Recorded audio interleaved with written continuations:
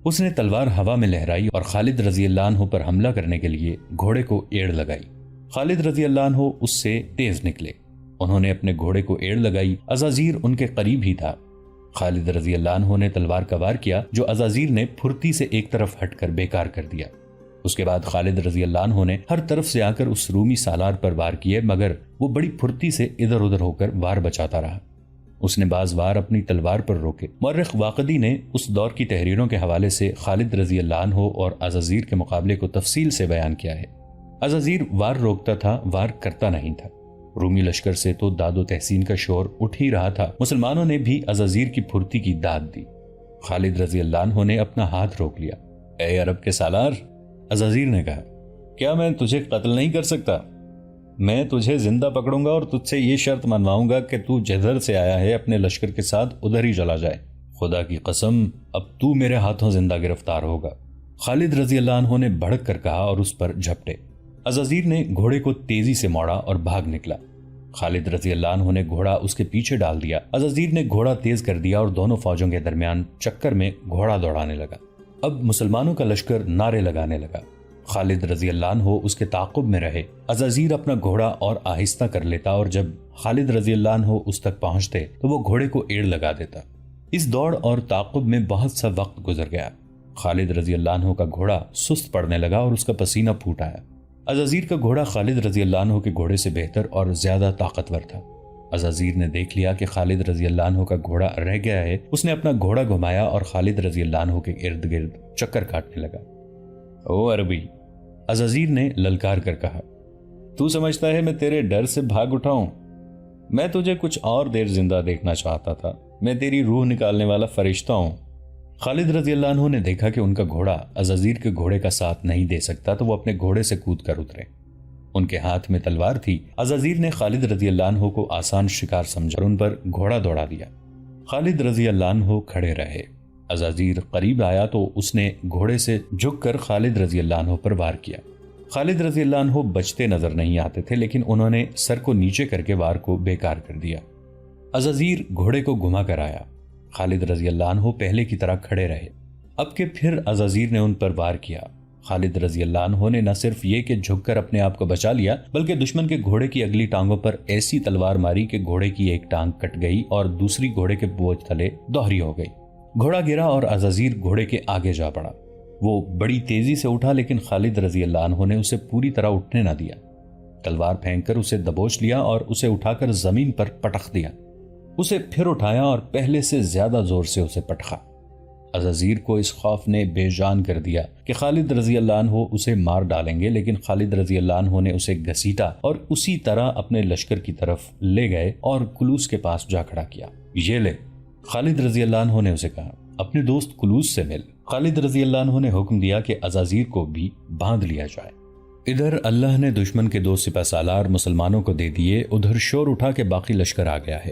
خالد رضی اللہ عنہ اپنے اسی لشکر کے انتظار میں تھے اور وقت حاصل کرنے کی کوشش کر رہے تھے۔ اس لشکر کے ساتھ تاریخ اسلام کے 2 عظیم سالار تھے، عمرو بن العاص رضی اللہ عنہ اور ابو عبیدہ رضی اللہ عنہ۔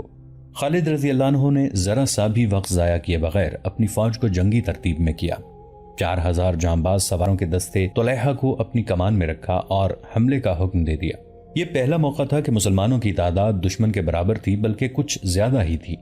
رومیوں نے مقابلہ تو کیا، لیکن ان کے انداز میں جارحیت نہیں تھی۔ وہ دفاعی جنگ لڑ رہے تھے۔ ان کا حوصلہ اور جذبہ تو اسی ایک وجہ سے ٹوٹ گیا تھا کہ ان کے 2 سپہ سالار مسلمانوں کی قید میں تھے اور باقی سالار انفرادی مقابلوں میں مارے جا چکے تھے۔ اس رومی فوج میں پہلی جنگوں سے بھاگے ہوئے آدمی بھی تھے۔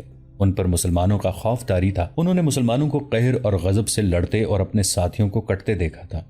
انہوں نے بے دلی سے مقابلہ کیا اور پیچھے ہٹتے گئے۔ انہیں لڑانے والا کوئی نہیں تھا۔ مسلمانوں نے انہیں پسپائی سے روکنے کے لیے ان کے عقب میں جانے کی کوشش کی، لیکن پیچھے درختوں سے اٹی ہوئی وادی تھی جس میں وہ غائب ہوتے جا رہے تھے۔ ان کی پیٹھ کے پیچھے دمشق تھا جو قلعہ بند شہر تھا۔ فاصلہ 12 میل تھا۔ یہ رومیوں کے لیے ایک کشش تھی۔ پناہ قریب ہی تھی، چنانچہ وہ فردن فردن درختوں کے جھنڈوں میں سے گزرتے دمشق کی طرف بھاگ رہے تھے۔ رومی ایسی بری طرح مسلمانوں کے ہاتھوں ہلاک ہو رہے تھے کہ میدان جنگ ان کی لاشوں اور تڑپتے ہوئے زخمیوں سے اٹ گیا۔ دوڑتے گھوڑے اور پیادے انہیں کچل رہے تھے۔ رومیوں نے اپنے پہلوؤں کے دستوں کو عام پسپائی کے لیے کہہ دیا۔ مسلمانوں نے تعاقب نہ کیا کیونکہ خالد رضی اللہ عنہ اپنی نفری کو بچانا چاہتے تھے۔ وہ بڑے کوچ کے تھکے ہوئے بھی تھے۔ بچے کچھ رومی دمشق پہنچ گئے اور شہر کے ارد گرد دیوار نے انہیں پناہ میں لے لیا۔ مسلمانوں نے مال غنیمت اکٹھا کیا، عورتوں نے زخمیوں کو اٹھایا اور انہیں مرہم پٹی کے لیے پیچھے لے گئیں۔ شہیدوں کی لاشیں ایک جگہ رکھ کر جنازہ پڑھایا گیا اور انہیں الگ الگ قبروں میں دفن کیا گیا۔ خالد رضی اللہ عنہ نے رات وہیں گزارنے کا حکم دیا اور تمام سالاروں کو اپنے پاس بلایا اور انہیں بتایا کہ دمشق کے محاصرے کو کامیاب کرنے کے لیے ضروری ہوگا کہ دمشق کی طرف آنے والے تمام راستوں کی ناکہ بندی کر دی جائے تاکہ دشمن اپنے دمشق کے رستوں کو کمک اور رسد نہ پہنچا سکے۔ خالد رضی اللہ عنہ نے فہل کے قلعے کے قریب ہی پہلے ایک گھڑ سوار دستہ چھوڑ دیا تھا، وہاں سے امداد آنے کی توقع تھی۔ خالد رضی اللہ عنہ نے 2 گھڑ سوار دستے 2 اور مقامات پر بھیج دیے۔ ان کے لیے حکم تھا کہ ان راستوں سے کمک آئے تو ان پر حملہ کر دیں۔ 20 اگست 634 عیسوی بمطابق 20 جمادی الاخر 13 ہجری خالد رضی اللہ عنہ نے دمشق پہنچ کر اس شہر کو محاصرے میں لے لیا۔ دمشق کے اندر جو رومی فوج تھی اس کی تعداد 16,000 کے لگ بھگ تھی۔ خالد رضی اللہ عنہ کے لشکر میں 20,000 مجاہدین تھے۔ شہیدوں اور شدید زخمیوں کی وجہ سے تعداد اتنی کم رہ گئی تھی۔ کچھ دستے مختلف مقامات پر رومیوں کی کمک کو روکنے کے لیے بھیج دیے گئے۔ یہ وجہ بھی تھی کہ مجاہدین کی تعداد 20,000 رہ گئی تھی۔ دمشق بڑا شہر تھا، اس کے 6 دروازے تھے اور ہر دروازے کا نام تھا: باب الشرق، باب توما، باب توما، باب حابیہ، باب فرادیس، باب کیسان اور باب صغیر۔ خالد رضی اللہ عنہ نے ہر دروازے کے سامنے 2-2، 3-3 ہزار نفری کے دستے کھڑے کر دیے۔ ہر دروازے کے لیے ایک سالار مقرر کیا گیا۔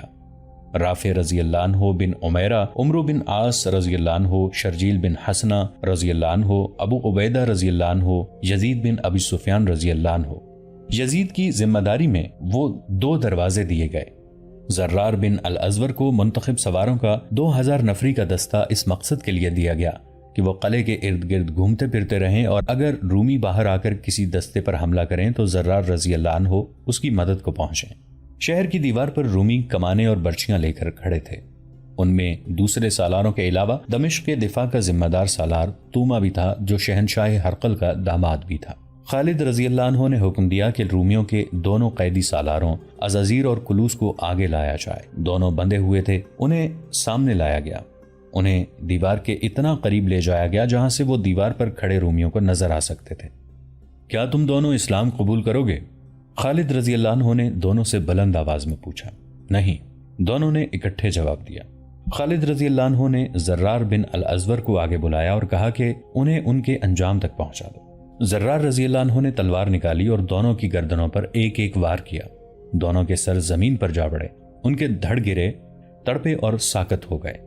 دیوار سے تیروں کی بوچھاڑ آئی لیکن خالد رضی اللہ عنہ اور زرار رضی اللہ عنہ ان کی زد سے نکل آئے تھے۔ دمشق کا محاصرہ رومیوں کی تاریخ کا بہت بڑا واقعہ بلکہ حادثہ اور المیہ تھا، اور مسلمانوں کی تاریخ کا بھی یہ بہت بڑا اور بعض تاریخ نویسوں کے لیے حیران کن واقعہ تھا۔ حیران کن تو رومیوں کے لیے بھی تھا، کیونکہ روم کی فوج اس دور کی بہترین فوج اور ناقابل تسخیر جنگی طاقت تسلیم کی جاتی تھی۔ رومی فوج دہشت اور تباہی کا دوسرا نام تھا۔ اس فوج نے ہر میدان میں فتح پائی تھی۔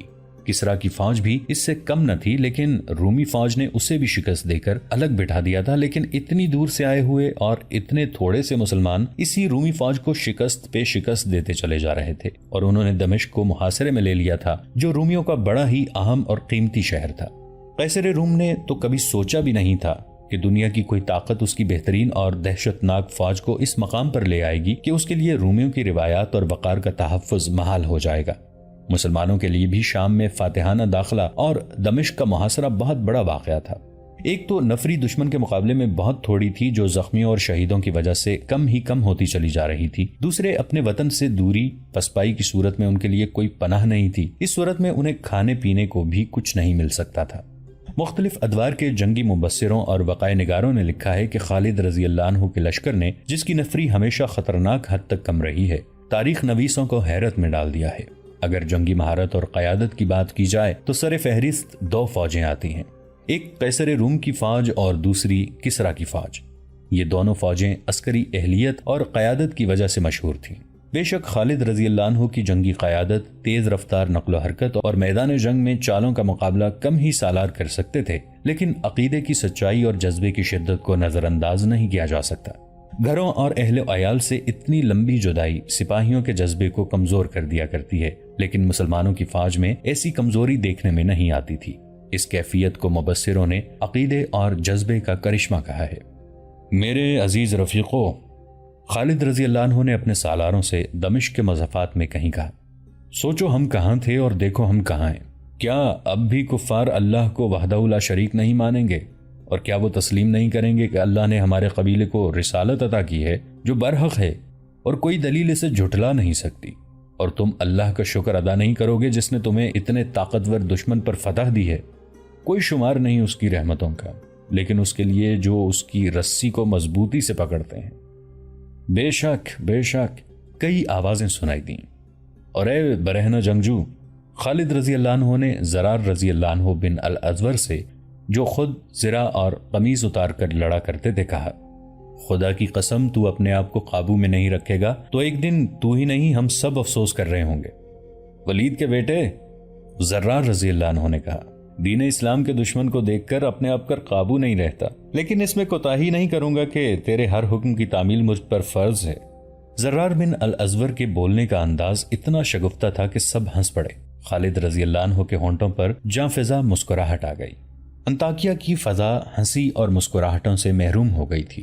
اس شہر کو رومی شہنشاہ ہرقل نے اپنا جنگی ہیڈ کوارٹر بنا لیا۔ اسے جنگ کی جو خبریں روز مل رہی تھیں، ان سے اس کی ذہنی اور جذباتی حالت ویسی ہی ہو گئی تھی جو مدائن میں شہنشاہ اردشیر کی ہوئی تھی، اور صرف شکست کی خبریں سن سن کر وہ صدمے سے مر گیا تھا۔ مرج السفر میں رومیوں کو جو شکست ہوئی تھی، اس نے تو ہرقل کو باولا کر دیا تھا۔ پھر اسے اپنے سالاروں کے مارے جانے کی اطلاعیں ملنے لگیں۔ عزازیر زندہ ہے، ہرقل نے بڑے جوش سے کہا۔ کلوس ہے، یہ دونوں عرب کے ان بدوؤں کو دمشق تک نہیں پہنچنے دیں گے۔ شہنشاہ معظم محاذ سے آئے ہوئے قاصد نے کہا، وہ دونوں زندہ نہیں۔ کیا تم مجھ سے یہ جھوٹ منوانا چاہتے ہو؟ ہرقل نے غضبناک آواز میں کہا، کیا تم جھوٹ کی سزا سے واقف نہیں؟ سب کچھ جانتے ہوئے یہ خبر سنا رہا ہوں شہنشاہ معظم، قاصد نے کہا۔ ان دونوں کو مسلمانوں نے زندہ پکڑ لیا تھا اور دونوں کو انہوں نے دمشق کی شہر پناہ کے قریب لا کر قتل کر دیا ہے۔ اور میری بیٹی کے خامند کی کیا خبر ہے؟ شہنشاہ ہرقل نے اپنے داماد سالار توما کے بارے میں قاصد سے پوچھا۔ سالار توما دمشق کے اندر ہیں، قاصد نے جواب دیا، اور محاصرہ توڑنے کی کوشش کر رہے ہیں۔ دمشق کا محاصرہ ہم توڑیں گے، شہنشاہ ہرقل نے کہا۔ ہرقل نے انطاکیہ میں اسی لیے ڈیرے ڈالے تھے کہ فوج تیار کر کے جہاں بھی کمک کی ضرورت ہوگی وہاں فوج بھیجے گا۔ اس نے پہلے ہی لوگوں کو فوج میں بھرتی ہونے کے لیے تیار کرنا شروع کر دیا تھا۔ گرجوں میں پادری صرف اس موضوع پر واز کرتے رہتے تھے کہ لوگوں کا فوج میں بھرتی ہونا کتنا ضروری ہے۔ وہ کہتے تھے کہ عیسائیت کا خاتمہ ہو جائے گا، اور وہ اسلام سے لوگوں کو خوفزدہ کرتے تھے۔ خالد رضی اللہ عنہ جب دمشق کی طرف بڑھ رہے تھے، اس وقت ہرقل نے اعلان کیا تھا کہ جو فوج تیار ہو گئی ہے وہ اس کے معائنے اور احکام کے لیے اسے دکھائی جائے۔ یہ فوج اس کے سامنے لائی گئی تو اس نے ایسے جوشیلے اور جذباتی انداز سے فوج سے خطاب کیا کہ سپاہی آگ بگولا ہو گئے۔ تمہیں کوئی شہنشاہ حکم نہیں دے رہا، شہنشاہ ہرقل نے کہا، یہ خدا کے بیٹے کا حکم ہے کہ اس کے دشمنوں کو تباہ کرو، صلیب کی آن پر مر مٹو۔ میں آج شہنشاہ نہیں، تم جیسا سپاہی ہوں۔ 9 ستمبر 634 عیسوی کا مطابق 10 رجب 13 ہجری کا دن تھا۔ دمشق کے محاصرے کا 11واں دن تھا۔ محاصرے کے 10 روز یہ سرگرمی رہی کہ دمشق کے کسی نہ کسی دروازے سے رومیوں کے 1-2 دستے باہر آتے اور مسلمانوں پر حملہ کرتے، لیکن زیادہ آگے نہ آتے، مختصر سی جھڑپ لے کر قلعے میں واپس چلے جاتے۔ خالد رضی اللہ عنہ نے ابھی قلعے پر کسی قسم کا حلہ نہیں بولا تھا۔ خالد رضی اللہ عنہ نے دیکھ بھال کے لیے ہر طرف جاسوس بھیج رکھے تھے۔ محاصرے کے 11ویں روز ایک جاسوس اس حالت میں خالد رضی اللہ عنہ کے پاس آیا کہ اس کا گھوڑا پسینے میں نہایا ہوا تھا، اور جب گھوڑا رکا تو کانپ رہا تھا۔ سوار کی اپنی حالت بھی کچھ ایسی ہی تھی، اس سے اچھی طرح بولا بھی نہیں جاتا تھا۔ خالد رضی اللہ عنہ نے پہلے تو اسے پانی پلایا، پھر پوچھا کہ وہ کیا خبر لایا ہے۔ رومیوں کی ایک فوج آ رہی ہے، جاسوس نے کہا۔ تعداد 10,000 سے زیادہ ہوگی، کم نہیں۔ تم نے اسے کہاں دیکھا ہے؟ خالد رضی اللہ عنہ نے پوچھا۔ خمس سے آگے نکل گئی ہے، جاسوس نے جواب دیا، اور ایک جگہ کا نام لے کر اس نے کہا، ہمارا ایک دستہ وہاں موجود ہے، رومی فوج کل کسی بھی وقت وہاں تک پہنچ جائے گی۔ ہمارے دستے کی نفری اس کے مقابلے میں بہت تھوڑی ہے، اسی لیے میں کہیں ایک ثانیہ بھی نہیں رکا۔ ہمارا دستہ مارا جائے گا اور رومی دمشق تک آ جائیں گے۔ خالد رضی اللہ عنہ نے جاسوس کو رخصت کر دیا۔ ان کے لیے یہ خبر حیران کن بھی نہیں تھی، پریشان کن بھی نہیں تھی۔ انہیں معلوم تھا کہ ہرقل انطاکیہ میں ہے اور وہاں وہ آرام اور سکون سے نہیں بیٹھا ہوا، بلکہ وہ دمشق کو بچانے کے انتظامات کر رہا ہے۔ یہ رومی فوج جس کی اطلاع ایک جاسوس لایا تھا، انطاکیہ سے شہنشاہ ہرقل نے اپنے دمشق والی فوج کے لیے کمک کے طور پر بھیجی تھی۔ مورخوں نے اس کی تعداد 12,000 لکھی ہے۔ خالد رضی اللہ عنہ نے اسی توقع پر کہ رومیوں کی کمک آئے گی، دمشق کی طرف آنے والے رستوں پر پہلے سے ہی تھوڑی تھوڑی نفری کا ایک ایک دستہ بھیج دیا تھا۔ ان کے سپرد یہ کام تھا کہ کمک کو روکے رکھیں، مگر یہ جو فوج آ رہی تھی اس کی نفری بہت زیادہ تھی۔ خالد رضی اللہ عنہ نے اسی وقت سالاروں کو بلایا اور انہیں بتایا کہ دشمن کی زیادہ نفری آ رہی ہے اور اسے روکنے کے لیے اپنی نفری بہت تھوڑی ہے۔ رومیوں کی اس کمک کو روکنا بہت ضروری ہے، خالد رضی اللہ عنہ نے کہا، اور اپنی نفری جو اس کے راستے میں موجود ہے اسے جانی نقصان سے بچانا ہے۔ ہمیں محاصرے کو ذرا کمزور کرنا پڑے گا، اس کمی کو ہم اپنے جذبے سے پورا کر لیں گے، سالار شرجیل نے کہا۔ ابن الولید، تو جتنی نفری کافی سمجھتا ہے یہاں سے نکال کر بھیج دے، 5,000 سوار کافی ہوں گے، خالد رضی اللہ عنہ نے کہا۔ رومیوں کی نفری 10,000 سے زیادہ ہے، بہت ہے، زرار بن الازور نے کہا، اور مجھے یقین ہے ابن الولید کہ تو مجھے مایوس نہیں کرے گا، ان 5,000 سواروں کا سالار میں ہوں گا، تیری خواہش کو میں رد نہیں کروں گا ابن الازور، خالد رضی اللہ عنہ نے کہا، لیکن احتیاط کرنا کہ جوش میں آ کر دشمن کی صفوں میں نہ گھس جانا، اگر ایسا ضروری ہو جائے تو تجھے پیچھے نہیں رہنا چاہیے، اور یہ بھی سن لے ابن الازور، اگر تو نے دیکھا کہ تو دشمن کو نہیں سنبھال سکے گا تو فوراً کمک مانگ لینا، میں بھیج دوں گا، وہاں پہلے بھی ایک دستہ موجود ہے، اسے بھی اپنی کمان میں لے لینا، یہ ساری نفری تیرے ماتحت ہوگی، اپنا نائب خود ہی چن لے۔ رافع بن عمیرہ، زرار رضی اللہ عنہ نے کہا، لے جا اسے، خالد رضی اللہ عنہ نے کہا، اور اتنی جلدی وہاں پہنچ جیسے تو اڑتا گیا ہو۔ زرار بن الازور رضی اللہ عنہ کو درہ عقاب یعنی شنعیت العقاب کے قریب پہاڑی علاقے میں 5,000 سواروں کے ساتھ پہنچنا تھا۔ وہ جگہ دمشق سے کم و بیش 20 میل دور تھی۔ زرار رضی اللہ عنہ تو جیسے اڑتے ہوئے وہاں پہنچ گئے۔ انہوں نے وہاں جو نفری موجود تھی اسے بھی اپنی کمان میں لے لیا۔ یہ علاقہ پہاڑی ہونے کی وجہ سے گھات کے لیے موزوں تھا۔ رومی فوج ابھی تک وہاں نہیں پہنچی تھی۔ زرار رضی اللہ عنہ نے بڑی تیزی سے اپنی تمام نفری کو گھات میں چھپا دیا۔ اس کے ساتھ ہی اس روز کا سورج غروب ہو گیا۔ زرار رضی اللہ عنہ نے سنتری اس ہدایت کے ساتھ مقرر کیے کہ وہ ٹیکریوں اور چٹانوں کے اوپر چلے جائیں، باہر نہ جائیں۔ پوری احتیاط کی جا رہی تھی کہ دشمن کو گھات کا پتہ نہ چلے۔ رات گزر گئی، صبح طلوع ہوئی اور اس سے تھوڑی ہی دیر بعد دشمن کی فوج آ گئی، اور یہ صحیح معنوں میں فوج تھی، نفری زیادہ، تنظیم نہایت اچھی۔ دیکھا گیا کہ اس فوج کے ساتھ بے شمار گھوڑا گاڑیاں تھیں جو سامان سے لدی ہوئی تھیں، اور اونٹوں کی تعداد بھی بے حساب تھی جن پر بوریاں لدی ہوئی تھیں۔ یہ بعد میں پتا چلا تھا کہ یہ سامان خرد و نوش تھا جو دمشق جا رہا تھا۔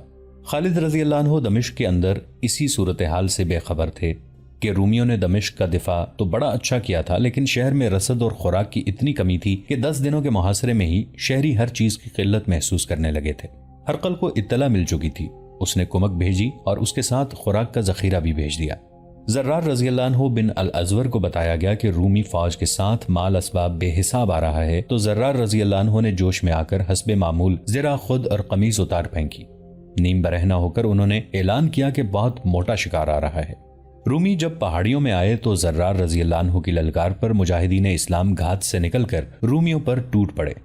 توقع تو یہ تھی کہ رومی اچانک حملے سے گھبرا اور بوکھلا کر بھاگ اٹھیں گے، لیکن ان کا رد عمل ایسا بالکل نہیں تھا۔ انہوں نے یہ چال چلی کہ پیچھے ہٹنے لگے اور درہ عقاب کے قریب اس جگہ جا رکے جو ہموار میدان تھا اور یہ پہاڑی کی بلندی تھی۔ انہوں نے سامان کی گاڑیاں پیچھے بھیج دیں اور ان کے پیچھے کی فوج آگے آ گئی۔ ان کی تعداد مسلمانوں سے دگنی تھی اور ان کے انداز سے صاف پتہ چلتا تھا کہ مسلمانوں کا یہ حملہ ان کے لیے غیر متوقع نہیں تھا۔ وہ اس کے لیے تیار تھے۔ انہوں نے قدم جما لیے۔ زرار رضی اللہ عنہ بن الازور نے دشمن کو اس کیفیت میں دیکھا کہ اس نے نہ صرف یہ کہ حملہ روک لیا ہے بلکہ وہ سامنے سے بھی اور دائیں بائیں سے بھی حملے کر رہا ہے۔ دوستو، آج کے لیے اتنا ہی۔ اسی کہانی کی اگلی قسط کے ساتھ بہت جلد حاضر ہوں گے۔